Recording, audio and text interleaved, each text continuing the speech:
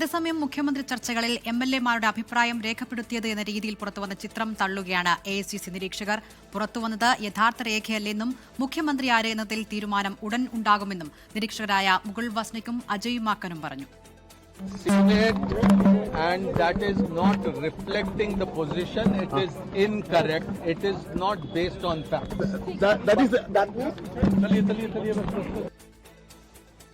PR Aravind ഡൽഹിയിൽ നിന്ന് ഏറ്റവും പുതിയ വിവരങ്ങളുമായി. അരവിന്ദ്, ഇപ്പോൾ പട്ടിക സമർപ്പിച്ചിട്ടുണ്ട് ഖർഗെയ്ക്ക് നിരീക്ഷകർ. ആ പട്ടികയുടെ അടിസ്ഥാനത്തിൽ തന്നെയാകുമോ തീരുമാനമുണ്ടാവുക? പ്രഖ്യാപനം ഞായറാഴ്ചയാകുമെന്ന റിപ്പോർട്ടാണ് നമുക്ക് ഇന്നലെ വന്നത്. ഇനി അടുത്ത നീക്കങ്ങൾ എങ്ങനെയാണ്? വീണ്ടും മുതിർന്ന നേതാക്കളെ ഡൽഹിക്ക് വിളിപ്പിക്കാനൊക്കെയുള്ള സാധ്യതയുണ്ടോ? വിവരങ്ങൾ.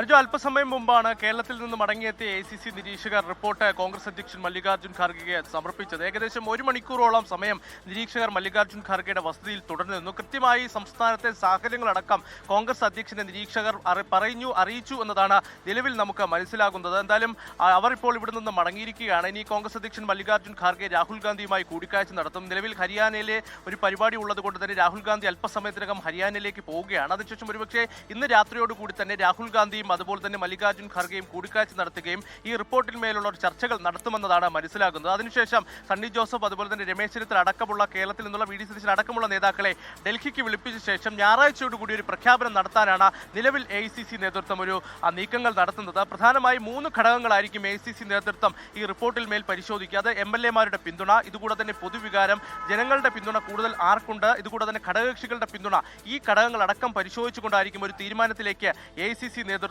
പോവുക. നിലവിൽ MLA-മാരുടെ പിന്തുണ കൂടുതൽ തങ്ങൾക്കാണെന്ന അവകാശവാദം KC പക്ഷം ഉയർത്തിക്കഴിഞ്ഞു. അതേസമയം തങ്ങൾക്കും ആവശ്യമായ MLA-മാരുടെ പിന്തുണ ഉണ്ടെന്നതാണ് VD സതീശന്റെയും അതുപോലെ തന്നെ രമേശ് ചെന്നിത്തല പക്ഷവും ചൂണ്ടിക്കാണിക്കുന്നത്. എന്തായാലും ഇനി ആരായിരിക്കണം മുഖ്യമന്ത്രിയായി എത്തുക എന്ന തീരുമാനം ഇനി ഹൈക്കമാൻഡാണ് എടുക്കാൻ പോകുന്നത്. എന്തായാലും ആ നേതാക്കളെ ഉടൻ തന്നെ ഡൽഹിയിലേക്ക് വിളിപ്പിക്കും എന്ന് തന്നെ നിലവിൽ മനസ്സിലായിരിക്കുന്നു.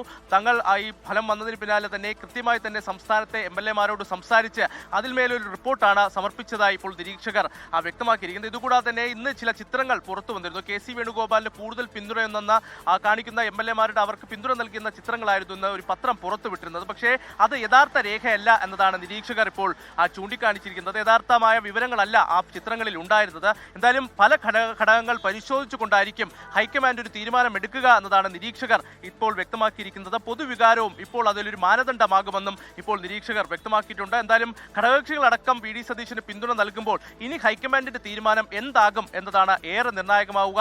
എന്തായാലും വരും മണിക്കൂറുകളിലും ഡൽഹി കേന്ദ്രീകരിച്ച് ചർച്ചകൾ തുടരുമെന്ന കാര്യത്തിൽ സംശയമില്ല. നാളെയോടുകൂടി തന്നെ നേതാക്കളോട് ഒരുപക്ഷെ ഡൽഹിയിലേക്ക് എത്തുവാനും ആവശ്യപ്പെട്ടേക്കും. അനുജ. അരവിന്ദ്, AICC നിരീക്ഷകർ കേരളത്തിൽ ഉള്ളപ്പോൾ പോലും പോസ്റ്റർ യുദ്ധവും അതുപോലെ തന്നെ ശക്തി പ്രകടനവും സംസ്ഥാനത്തുടനീളം കണ്ടതാണ്. ഇക്കാര്യങ്ങളെ AICC നിരീക്ഷകർ എങ്ങനെയാണ് വിലയിരുത്തുന്നത്? ഈ റിപ്പോർട്ടിൽ അവ ഉൾപ്പെടുത്തിയിട്ടുണ്ടോ? ഒപ്പം ഒരു വെല്ലുവിളി എന്ന നിലയിലേക്ക് തന്നെയാണോ അവർ കാര്യങ്ങളെ വിലയിരുത്തുന്നത്?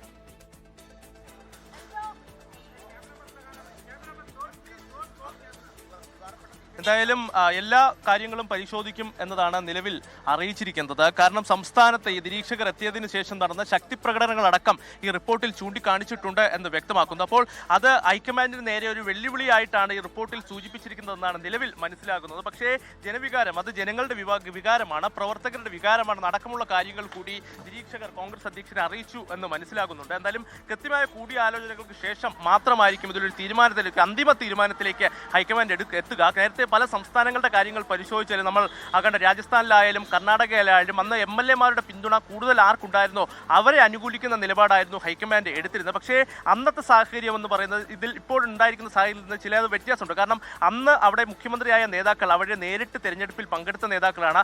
അന്ന് നേരിട്ട് ആ സംസ്ഥാന രാഷ്ട്രീയത്തിലെ തെരഞ്ഞെടുപ്പ് പ്രചാരണങ്ങളിൽ സജീവമായിരുന്ന നേതാവാണ്. പക്ഷേ KC വേണുഗോപാലിലേക്ക് മുഖ്യമന്ത്രി പദം എത്തുകയാണെങ്കിൽ രണ്ട് ഉപതെരഞ്ഞെടുപ്പുകൾ വീണ്ടും നടത്തേണ്ട സാഹചര്യമുണ്ട്. ഇതുകൂടാതെ തന്നെ ഡൽഹിയിൽ ഒരു സംഘടനകാര്യ ജനറൽ സെക്രട്ടറി വീണ്ടും കണ്ടെത്തേണ്ട ഒരു സാഹചര്യം കോൺഗ്രസിനുണ്ട്. അപ്പോൾ രാഹുൽ ഗാന്ധി ഇനി KC വേണുഗോപാലിനെ സംസ്ഥാനത്തേക്ക് അയക്കാൻ തയ്യാറാകുമോ?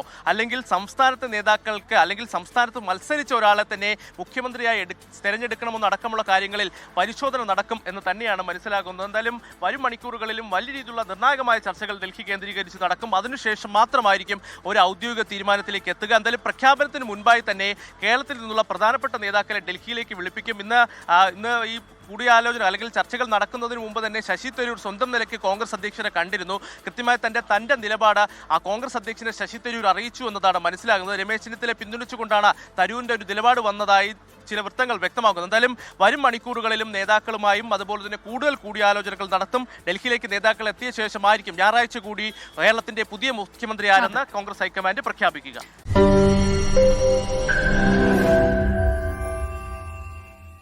ലോകത്തെവിടെയായാലും ഏത് സമയത്തും 24 വാർത്തകളും ഓഗ്മെന്റഡ് റിയാലിറ്റി പാക്കേജുകളും എക്സ്പ്ലെയിനറുകളും വിശദമായി കാണാൻ ഞങ്ങളുടെ യൂട്യൂബ് ചാനൽ നിങ്ങൾക്ക് സബ്സ്ക്രൈബ് ചെയ്യാം.